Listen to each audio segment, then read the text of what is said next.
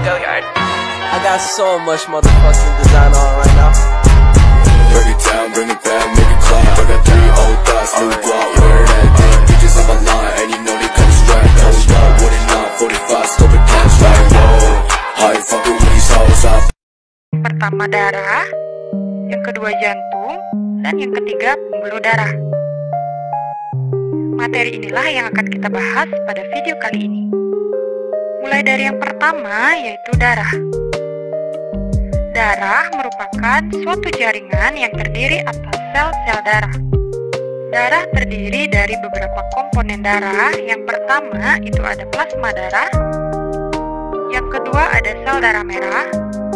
Yang ketiga ada sel darah putih. Dan yang terakhir ada keping darah.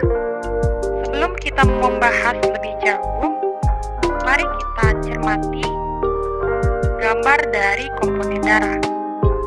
Berikut ini merupakan gambar dari komponen-komponen darah. Adapun yang pertama, pada bagian ini disebut dengan pembuluh darah. Kemudian bagian yang kedua, pada bagian ini yang nampak cair disebut dengan plasma darah. Bagian ini disebut dengan sel darah merah. Bagian yang keempat disebut dengan sel darah putih. Dan bagian yang terakhir disebut dengan keping darah. Marilah kita bahas satu persatu komponen darah. Yang pertama itu ada plasma darah. Berikut ini merupakan gambar dari plasma darah. Adapun ciri-ciri dari plasma darah, yang pertama yaitu berwarna bening, kekuningan, dan terdiri dari 92% air. Ciri yang kedua yaitu berfungsi mengedarkan sari-sari makanan, protein, dan hormon. Dan ciri yang ketiga yaitu membantu membuang zat-zat sisa metabolisme. Komponen yang kedua yaitu sel darah merah atau eritrosit. Berikut ini merupakan gambar dari eritrosit. Adapun ciri dari sel darah merah atau eritrosit, yang pertama itu mengandung protein hemoglobin.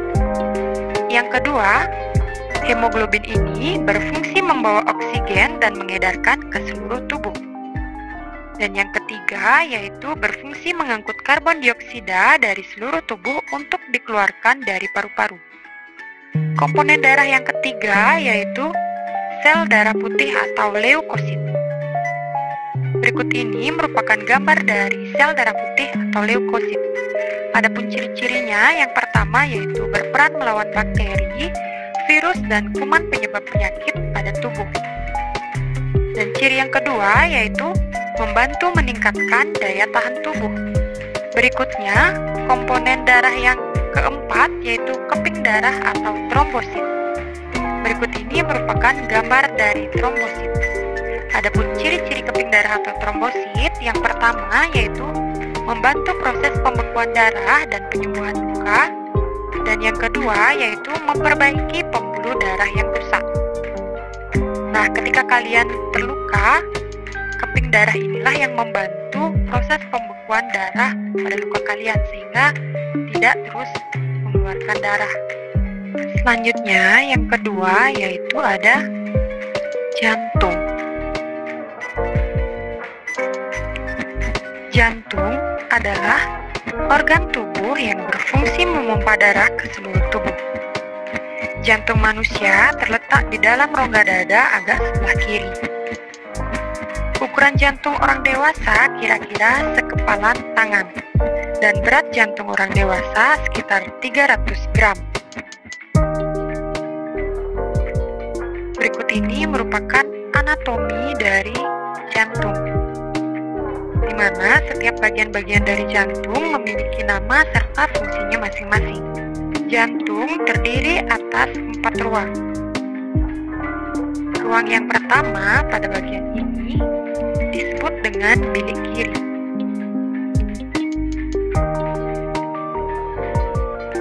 Kemudian ruang berikutnya pada bagian ini disebut dengan bilik kanan.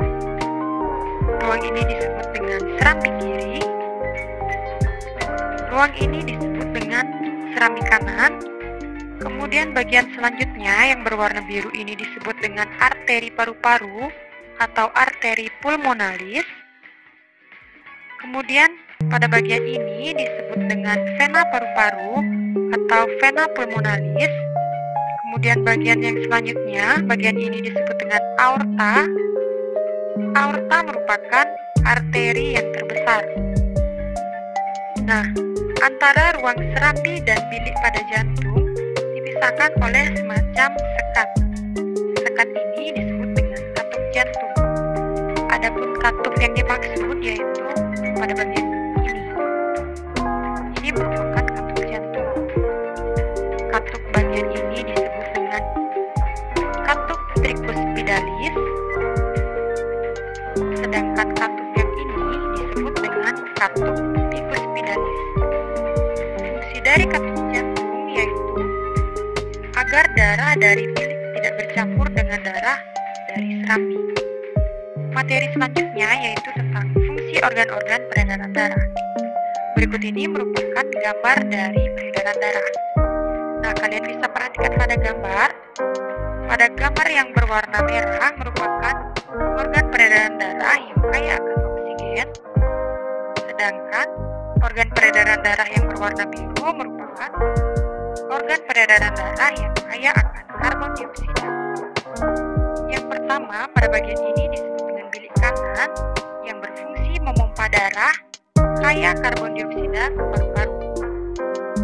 Bagian ini disebut dengan bilik kiri berfungsi memompa darah yang kaya akan oksigen ke seluruh tubuh.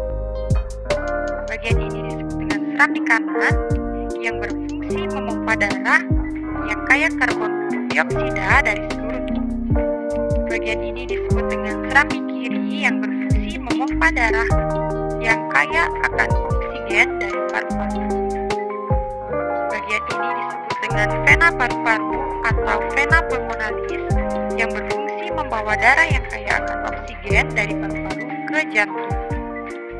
Pada bagian ini disebut dengan arteri paru-paru atau arteri pulmonalis yang berfungsi mengalirkan darah yang kaya CO2 atau karbon dioksida dari jantung ke paru-paru.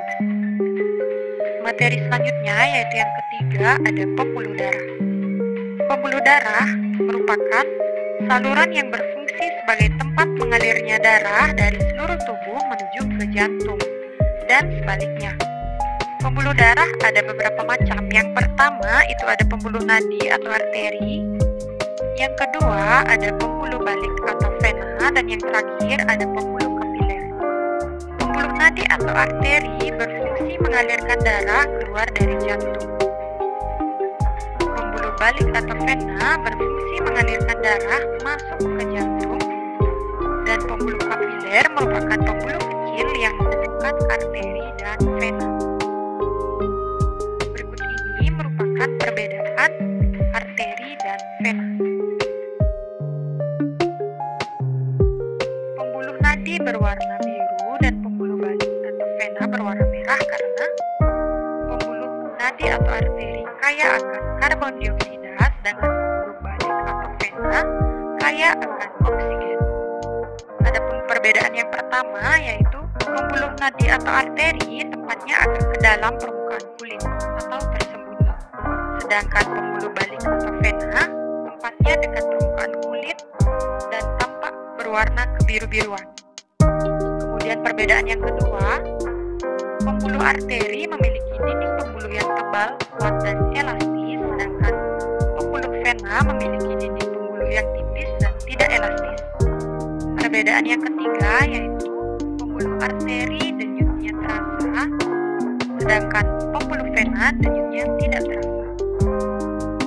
Dan perbedaan yang terakhir yaitu pembuluh arteri jika terjadi luka darahnya mengucur, sedangkan pembuluh vena jika terjadi luka darahnya menetes. Materi selanjutnya yaitu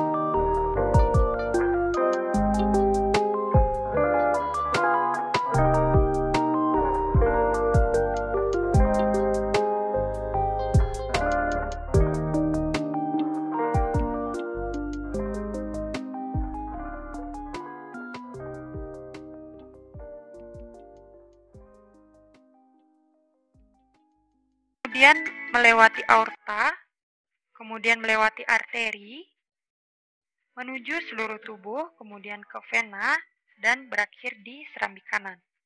Adapun proses lebih jelasnya yaitu sebagai berikut. Bilik kiri mengandung darah yang kaya akan oksigen, memompa darah ke seluruh tubuh dengan melewati aorta. Selanjutnya, darah yang kaya akan oksigen ini akan menuju seluruh tubuh dengan melewati arteri. Selanjutnya, setelah peredaran darah sampai di seluruh tubuh atas dan bawah, maka terjadi pertukaran gas oksigen dan karbon dioksida. Pertukaran gas oksigen dan karbon dioksida ini terjadi pada pembuluh kapiler. Berikutnya, darah yang kaya akan karbon dioksida atau CO2 kembali ke jantung dengan melewati vena cava atas atau vena cava superior dan vena cava interior atau vena bawah. Kemudian, darah yang kaya akan karbon dioksida akan masuk ke serambi kanan. Nah, itulah proses peredaran darah besar pada manusia.